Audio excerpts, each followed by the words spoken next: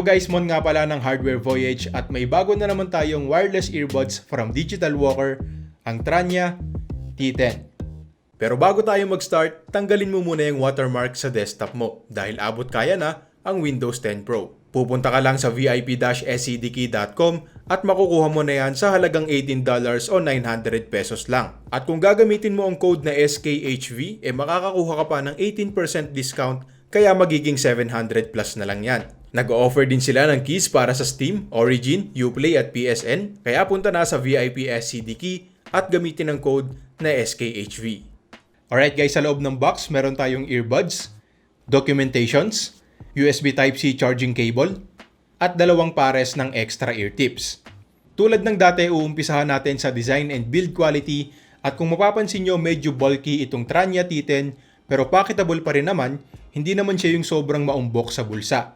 Mostly plastic pero very well built, walang flex, walang creaks at mukha namang matibay. Simple lang yung design, all black with matte finish. Sa harap meron tayong 4 na LEDs para sa battery indicator. Then sa likod makikita naman natin yung USB Type-C charging port. Maganda yung hinge, hindi siya kusang nagsasara kapag binuksan natin. Tapos malakas din yung magnet so hindi siya basta-basta magbubukas at malalaglag yung earbuds. May IP7 water resistance din to at medyo mataas yan. Usually kasi IP4 lang yung nakikita natin sa mga wireless earbuds under 3K at splash-proof lang yung mga yon. Itong Tranya T10 waterproof na, so pwede natin itong malubog sa 1 metro ng tubig hanggang 30 minutes. Pero hanggat maaari, wag nyong gagawin yon, wag nyong ilubog sa tubig, okay na yung malaman natin na magsusurvive to just in case na biglang maabutan tayo ng malakas na ulan. Maganda yung fit sa akin at hindi basta-basta nalalaglag, komportable rin pero hindi ito yung tipo ng earbuds na pagkasuot natin parang wala lang dahil sobrang gaan. Itong Tranya T10 kasi medyo ramdam talaga sa tenga kapag suot natin dahil may konting bigat. Pero not to the point na hindi na siya komportableng isuot.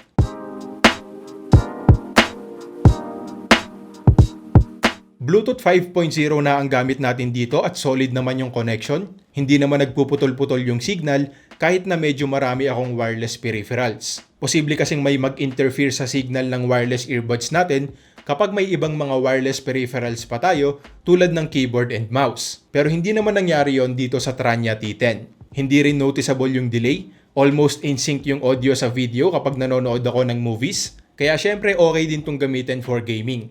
Meron tayong Qualcomm aptX codec at nagustuhan ko ang tunog nito. Detalyado, maririnig talaga natin yung iba't ibang instrumentong tumutugtog sa mga kanta. Malinaw at klaro din nating maririnig yung mga boses ng mga singers at tamang-tama lang yung bass. Malakas pero hindi sabog kahit itodo ang volume at meron din tayong 2 EQ modes. Isang normal at isang bass boost. Well, honestly, hindi naman talaga nagkakalayo yung tunog ng 2 EQ modes pero mas okay pa rin na meron tayong option para dagdagan o bawasan yung bass depende sa kung ano ang gusto natin.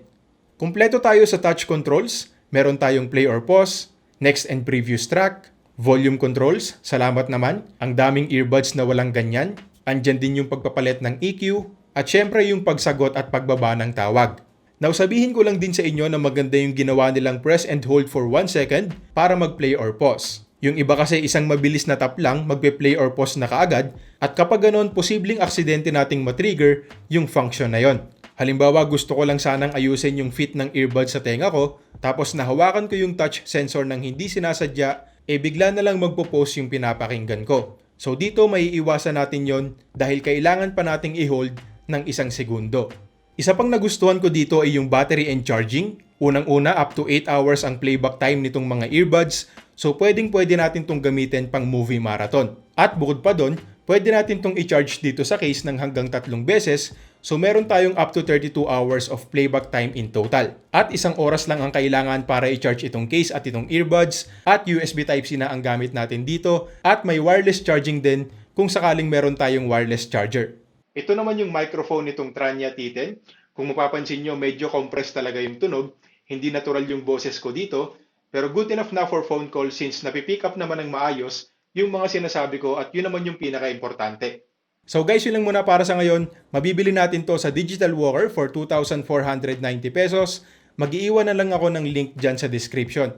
At kung nagustuhan mo itong video, click mo naman yung like at subscribe. Follow mo na rin kami sa aming Facebook at Instagram accounts. Maraming salamat sa panonood at next time ulit! Peace!